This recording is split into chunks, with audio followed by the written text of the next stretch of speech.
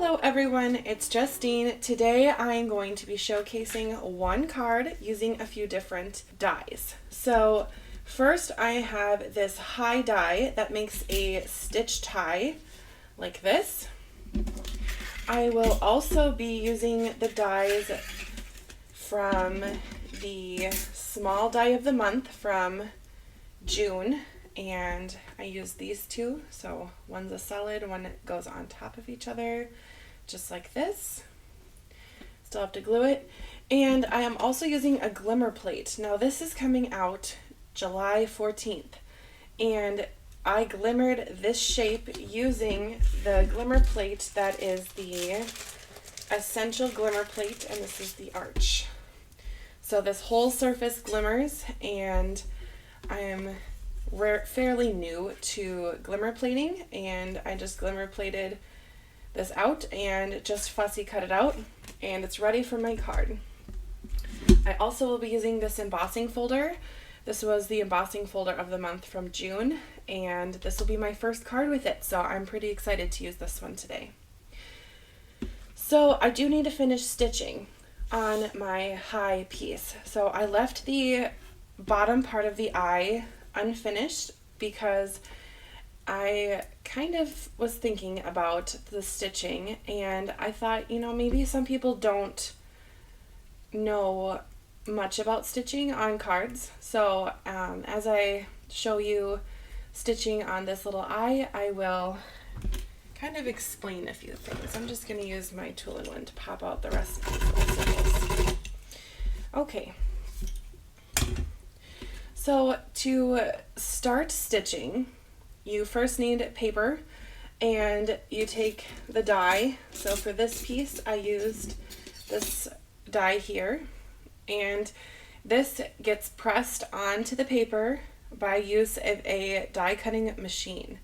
So that's either like the Spellbinders Platinum machine or a Big Shot or the Evolution press. So there's just a few different machines that do the same thing. So basically it presses this piece of metal that has a cutting plate on the edge. It's not sharp to touch, but it will press with the machine through the paper very easily. So that's how you get this piece. Then you can use any kind of string. I prefer to use embroidery string or embroidery floss, and I split it up and I use 3 strands.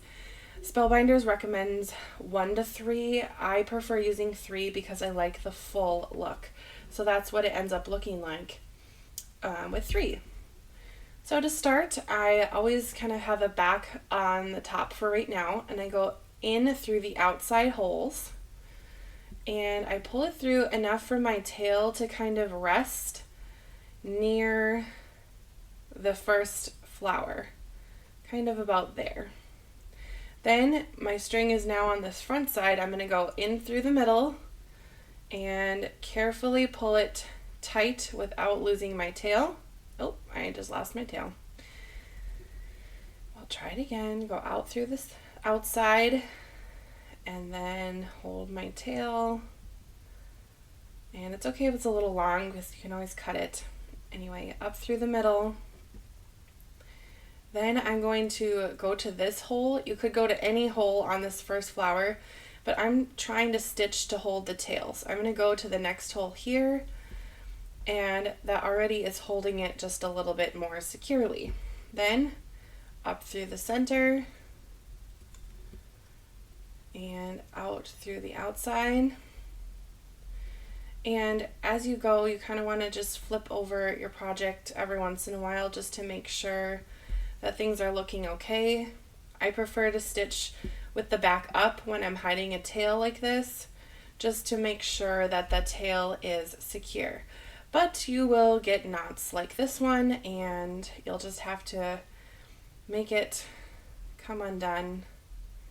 But that is life. I'll just get this knot out here and keep on going. Sometimes different brands of embroidery floss tend to knot up a little bit more. I have most of my embroidery floss from an estate sale and from my grandma, so I don't really know all of the brands, but I found that the DMC embroidery floss is probably the nicest brand, but it is a little more expensive. And that I've seen it sold at Hobby Lobby or a local craft store in my area. They also have it on the Spellbinders website if it's just easier for you to use the website, but I mean, I'm sure you can find embroidery floss pretty much anywhere. Alright, so that finishes the first flower. So my tail there isn't too long, and since this will be glued down, I'm not even going to bother to trim it. Next, I'm going to take my floss here and put it to my next flower. Now, I want my string to not be shown on the front if it's in the back. So I'm not going to put it here and go in this hole, because first I would be wasting string and it might peep through this hole. So I'm going to try to go to the closest hole that this directional line lets me. I hope that makes sense. So I'm just gonna either go to that first hole here or this hole. Since it doesn't matter, I'll just pick one. I'll go up, down through the center, up, down through the center. Now, since I am not hiding a tail, I can just kind of whip around my needle and finish this middle flower pretty quickly. And just be cautious about any knots that might be coming. I don't know. And this shape here is pretty simple, and there's not a lot of little edges for the floss to get caught on, so I'm not too concerned about being too gentle with my paper. It's a cardstock that I use to cut out the paper dye with, and I know it can take a little bit of tugging. So if you're wanting to use a thinner paper or a thicker paper, you just kind of have to judge the paper toughness, if you will. I think this is 80-pound cardstock that I used here. Now that I'm coming to the end of my last flower, I'm going to just finish it off. Just take a look and make sure that everything looks the way I want it to. And now I'm going to hide my tail. Now, I prefer just to kind of feed it through and trim it off and not tie a knot, but you could tie a knot if this first thread was longer. You could certainly do that. There's also tools like this one. This is from DMC. This is marketed as a needle threader, and I didn't know that these two were needle threaders. I knew that this one was, but this is actually, these two are needle threaders for yarn, which I don't really stitch with yarn very often, so I didn't realize that at the time, but it's a needle threader. So depending on the project, let's see if I can find a more, okay, so I stitched on this one, and if I was going to hide this tail here, you can kind of weave this through and kind of hide it if the string is really short, or you could use this bigger one depending on the size of the string. But for this project, since the eye is very tiny, I'm just going to weave my needle through this flower and call it good. Usually I do it about twice, but since I know I'm going to be gluing it in about 2 minutes here, I'm not too concerned. I really like this little plastic container. This came with some gum, I think, maybe extra or 5 gum. My dad gave it to me. I really like reusing little containers like this, and it fits my stitching essential tools, which this, in my opinion, is an essential. This is again from DMC. It's a magnetic needle holder. It comes with this really teeny tiny magnet that's strong. I had an extra magnet, so I popped it in there.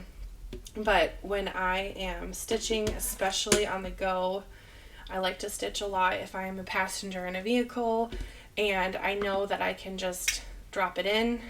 Nothing's gonna come out. Even if I was really, really shaking, nothing's moving out. So I don't have to worry about lost needles, and the cover slides on.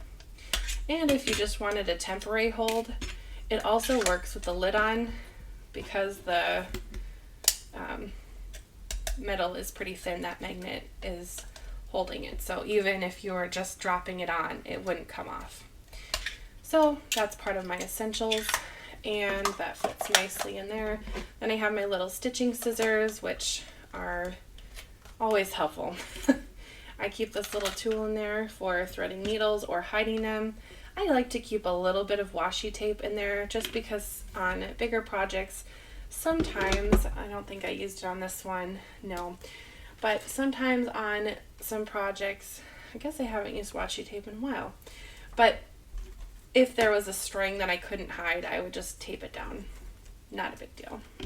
I like to keep a little bit of that in there, and I think that's it. So this little box pairs nicely with my embroidery floss. Now I have a few containers like this that are either like all pink, all green, all blue, but this is my favorite one because I like to keep a little variety of the colors that I am usually using, which are the pinks and purples, the blues and greens. I like to use some of these neutrals as well, and I rarely use the reds and oranges and yellows, but I have a small section if I want them there. I also like to use this to store some of my smaller die cut shapes for stitching, and at one point I had that bigger magnet glued here and it worked really well to keep my needle there, but it did end up popping off. Since this is plastic, it's kind of hard to secure things like that, but maybe one day I'll glue it back. I don't know. Anyway, these are my two little favorites. All right, back to the card. So now that I am finished stitching, I can glue on my stitched elements here. So I will do that with some liquid glue. I've been using the Barely Art liquid glue, and it's worked really well for me, so well that I bought the refill. And I really think I will be sticking with this one since it is pretty reasonably priced, and it has this little tip on it. And I think that's all the reasons. Those are enough for me. So when I'm gluing down any stitched project, I just focus on any bigger pieces of paper that don't have a lot of stitched, and then I put some on the stitched areas and just kind of get it all over. I like to use my double-sided or my reverse tweezers to adhere projects like this onto a mounted background, mostly because it takes my hands out of the way so I can see if things are getting glued down straight, because it's kind of a pain if you go through the process of stitching something, and as you saw, it doesn't take that long to stitch, but if you were to stitch something and it goes on straight, it just kind of looks unfortunate, we'll just say. So, but you know, these are handmade cards, so not everything has to be perfect anyway. All right. Now you could go ahead and add embellishments to the center of these stitched areas. I do like to do that on occasion, but on this card I'm going to not add any bling or pearled elements because I don't want the card to be too cutesy pootsy girly today.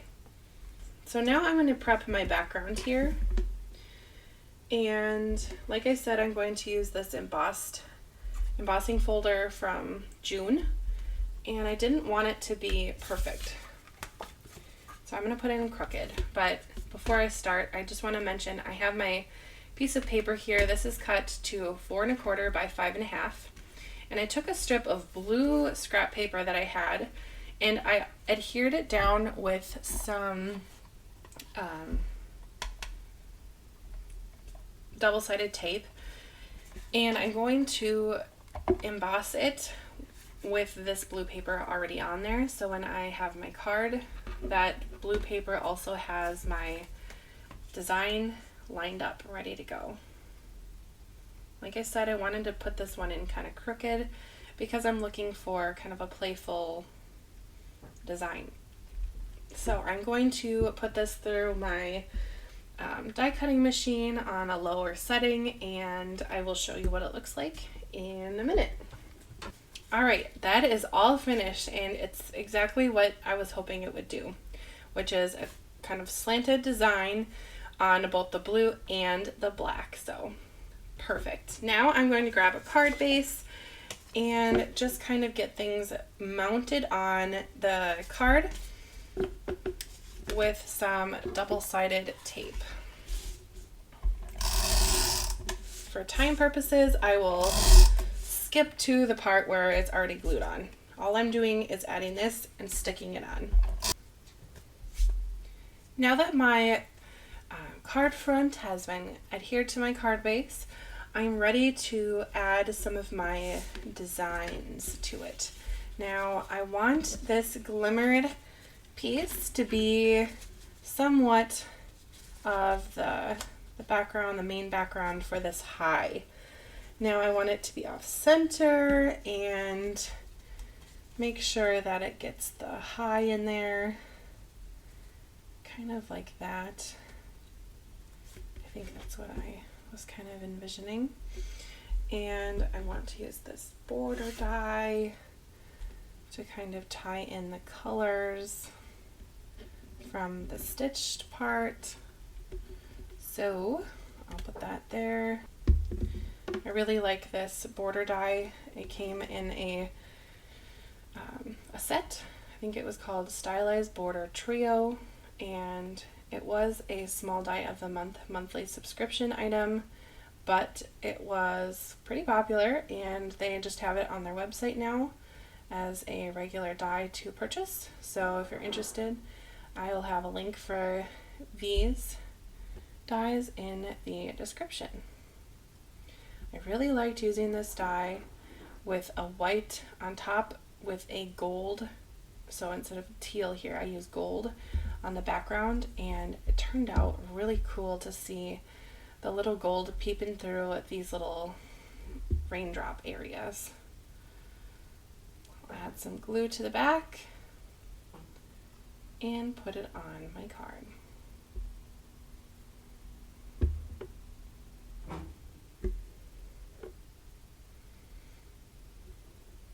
Actually, I probably should put my glimmer down first. Changing it up.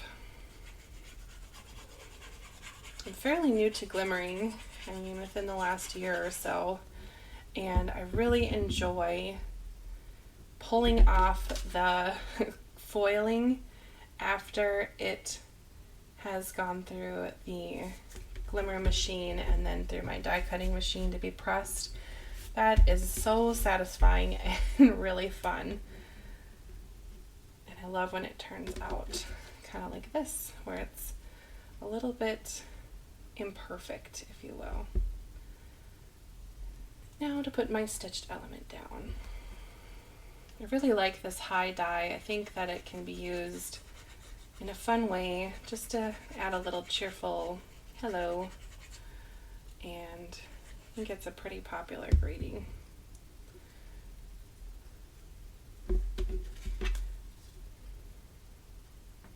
Ooh, what if I popped it up? Okay, change of plans. I'm popping it up. Okay, now that my released paper is off of my foam tape, I will adhere on the high sentiment. And I think I will put it right about there.